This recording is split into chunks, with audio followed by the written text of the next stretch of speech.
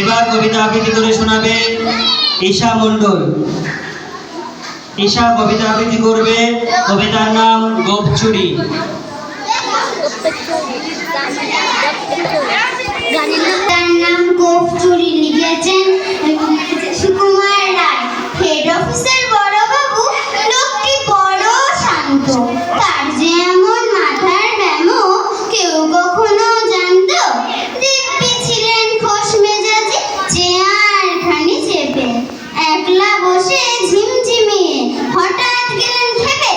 আটকে উঠে হাত পা ছুড়ে চোখটি করে গোল, হঠাৎ বলেন গেলুম গেলুম আমায় ধরে তোল। তাই শুনে কেউ বদ্যি ডাকে, কেউ বা হাঁকে পুলিশ, কেউ বা বলে কামড়ে দেবে সাবধানেতে তুলিস।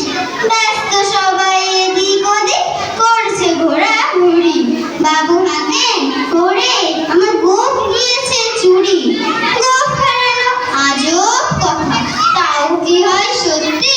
গোপ জোড়া তো তেমনি আছে, কমেনি এক রত্তি। সবাই দাঁড়ে বুঝিয়ে বলে সামনে ধরে আয় না, মোটেও গোপ হয়নি চুরি, কখনো তা হয় না। রেগে আগুন তেলে বেগুন তেলে বলেন তিনি, কারো কথার ধার ধারি নেই, সব বেটাকেই চিনি।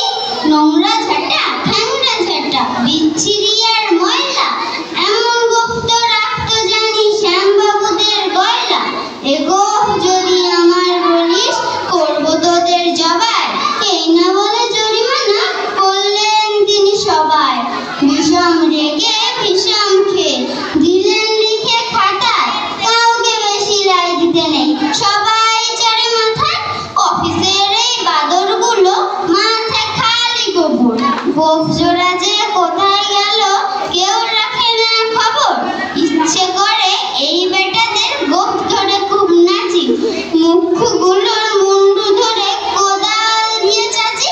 গোফকে বলে তোমার আমার, গোফকে গাওয়ার কেনা, গোফের আমি গোফের তুমি, প্রাণ দিয়ে যায় চেনা।